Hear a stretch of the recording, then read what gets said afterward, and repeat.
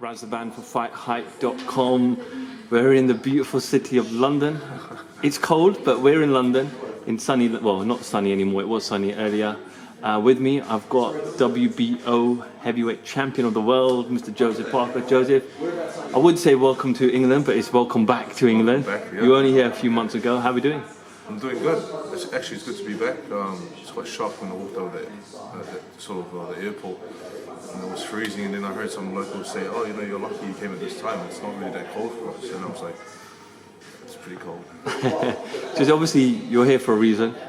Just before I talk on that particular topic, you're the first individual from your native New Zealand to become a heavyweight champion.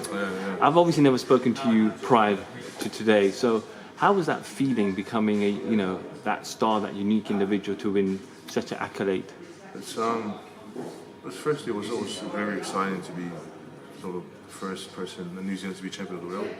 We got David George, who was close, and then Marcelino Masodas from Samoa, living in New Zealand. But it was just, being champion was just an overwhelming feeling when we got the victory, and then it was a great experience for myself, family, my dad, who really got me into the sport of boxing, and just want to be a good role model for those kids, all those younger ones that want to sort of grow up and do boxing, and hopefully can help some of them out one day. You obviously come from a country which isn't renowned for having elite level fighters and that great talent, obviously more in America and the UK, but was that a bigger boost knowing that this is a country where hasn't had a world champ before, doesn't be recognised for boxing, more rugby than boxing? Yeah, I mean, the sport in New Zealand is obviously rugby, and a lot of younger boys follow that sort of that step.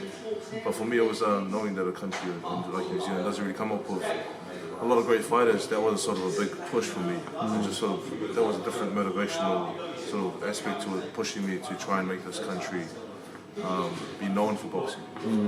So obviously, it was only announced yesterday, I believe. Yeah, yesterday. I think the press conference is tomorrow, but you finally get the fight that you've been asking for. It's obviously not a mandatory defense for either fighters, but it's 3 of the 4 main belts on the line. Joseph Parker, WBO champion, versus Anthony Joshua, the WBA and IBF world champion. Let's go back a few months after you beat Hughie Fury, and I think that was great experience for you and exposure for you in the UK. You then went to Twitter in calling Anthony Joshua out and saying, you can have X, Y, and Z splits, etc. Anthony Joshua as a fighter, firstly, what do you make of him? What do you make of his career so far? For someone who has a 20 record, 20 knockouts, he's done tremendously well. Him and his team have done great work here on this side of the world, dominating, putting on some great shows, massive events. He's a massive draw, and as a fighter, I respect him. I see him as a good champion. He's got a big heart. He showed that in the Futuro fight. So obviously, I have nothing bad to say about him. Everything that I say about him is positive, and I have a lot of respect. Obviously, a lot of people look at his record of his 20 fights and look at yours, and I heard Eddie Hearn say it on TV that he's got a superior record. Dave said, well, your record isn't far off from his record in terms of opponents faced. But if you look at his opponents other than Vladimir Klitschko, do you say that he's actually been tested in any of those opponents? Or I think each fight gets its own test, and I think you can't really judge on the opponents that you have. You just he has to just deal with what's in front of him. So you can't really judge on that. I think when I look at my record, I fought some good fights, and I feel like from those fights I've gained experience and helped me along the way. But I think records aside, it's just 2 hungry young fighters wanting to be the unified champion of the world coming together.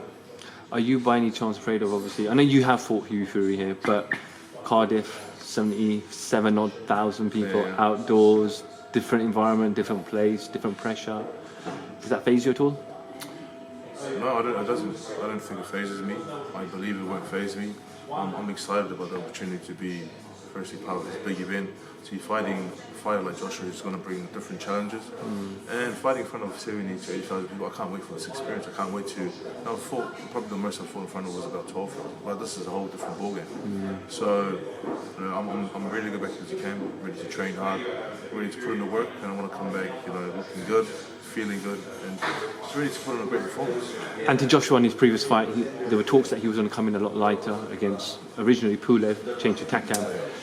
He came in a stone heavier, and he didn't seem the same man to Joshua that we've seen before, that ruthless, sharp speed, etc. Yeah.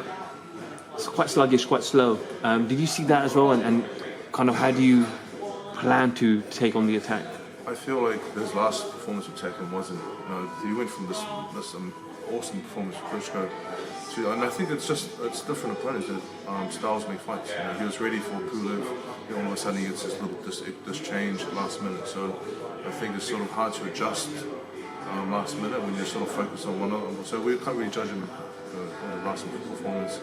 The way that I want to fight him, I want to come in lighter, obviously lighter than my last few fights, and I want to use a lot of speed, a lot of angles, and just focus and box him out.